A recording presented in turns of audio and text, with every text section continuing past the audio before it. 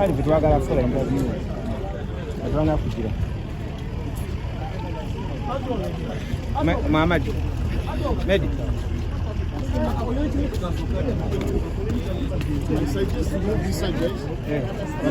You people.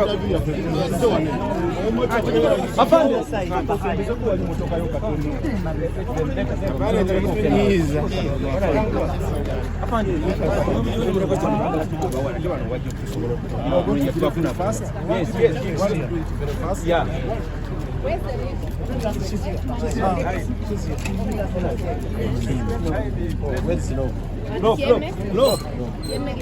General.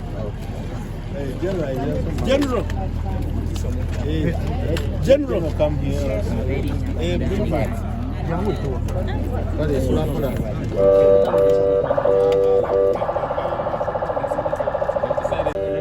Ngabwe mulabye ebigenda maaso wano gye bayita Katemba mu kooti siwali bwenkanya mubalabye abalamuzi bwe batudde eri ng'abalamuzi naye eyeefudde judge advocate ye yeeyita ng'omulamuzi atuuse n'agamba n'ogamba ye kyasalawo kye kisembayo.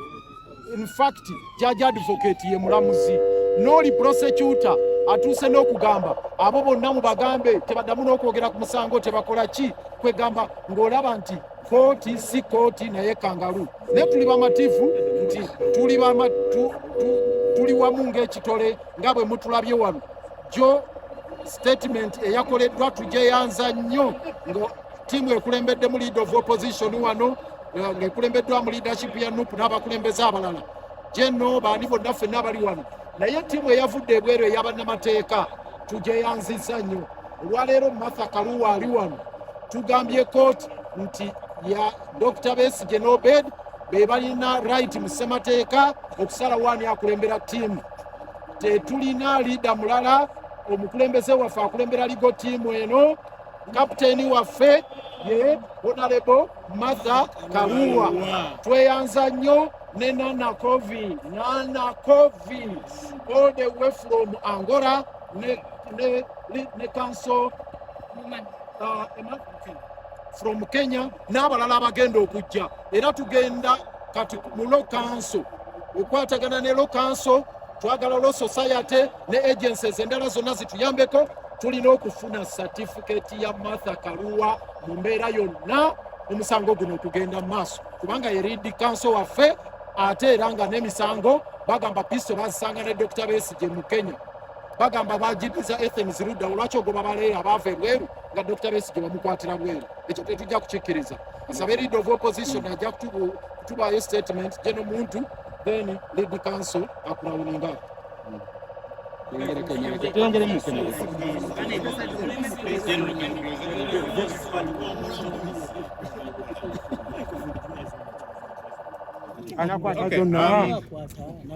Today, 10th December is International Human Rights Day. This was after the UN General Assembly adopted the Universal Declaration of Human Rights. It is so profound that on a day like this, when we are meant to be celebrating and ensuring that the human rights of all individuals in this our country are respected, we are here because of a violation of human rights of Dr. Besigye, of Haji, Obed Kamulegeya, and other Ugandans that have been through this court that have suffered persecution of this military court. It is good that now, as the opposition, we are persecuted together. As NUP, we have had several of our supporters that have been persecuted by this court and several other opposition leaders. Now it is Dr. Besigye. We are saying we are united against this injustice. And that's why we are here, to say no to this injustice, to say human rights must be respected. It is not okay. And they want to make it okay that they can persecute some of us and the rest of us move on as if it's business as usual. No. And we're calling upon all Ugandans out there. This should actually not just be a matter of the opposition. Some colleagues in the NRM have been persecuted too, freed by courts of law and they are rearrested and so on. So any lover of human rights in this our country, any lover of peace, should be behind the quest to see that we clip the wings of this military court. It should cease to operate the way it does. Olunaku olwaleero mu nsi yonna tujjukira ekiyitibwa International Human Rights Day kubanga UN General Assembly yagazetinga olunaku luno kitegeeza nti tuba tulina kubanga tujaguza nti eddembe ly'obuntu litwalibwa ng'ekikulu naye tuli wano ku lunaku luno lwa International Human Rights Day kubanga ate eddembe ly'abannaffe abamu lityoboolebwa eddembe lya Dr. Kizza Besigye, Haji Obed Kamulegeya ne bannayuganda abalala abazze batulugunyizibwa kkooti eno. Kirungi nti ffe nga ab'opposition tuzze katutandise okukwatira awamu ku nsonga zino tugamba nti bwe munaatulugunya omu ku ffe ffenna kijja tukwatako kubanga kyekize kitubeerako ffenna abawagizi baffe nga NUP bazze batulugunyizibwa kkooti eno ne bannayuganda abalala era nga tukuba omulanga eri bannayuganda tewetaaga kubeerawo opposition n'aba NRM namwe bajja batulugunya olunaku lwammwe lujja kutuuka bwe mutaasitukiremu ne mugaa nti eddembe ly'abannansi lirina okuteekebwa mu nkola. We are just going to have brief remarks from our lead counsel, lead of opposition, and the gentleman to hear briefly about the proceedings today. But all I can tell you, we are glad that we are united more than ever before to deal with the madness here at the General Court Martial. You can see this is a real kangaroo court. These are not proceedings of a court of law. You can see the environment is not conducive for dispensation of justice. Whatever is happening here, we have said before and we want to repeat it, is a travesty of justice, it's a mockery of justice, it's a violation of our constitution and all international instruments regarding fair trial, fair hearing and administration of justice. The team from across Africa, we are very, very much appreciative and we are determined to push for the clearance of all the lawyers coming from other jurisdictions to beef up our team.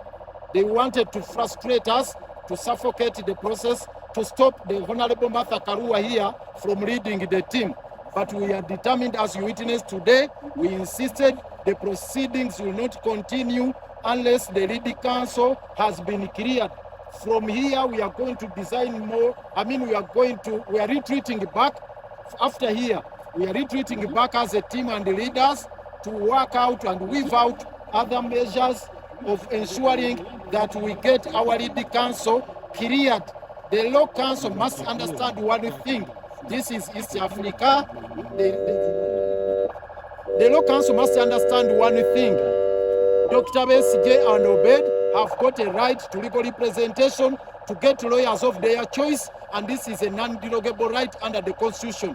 We are not changing the position. The lead counsel is Martha Karua. She will continue to lead us until we get justice.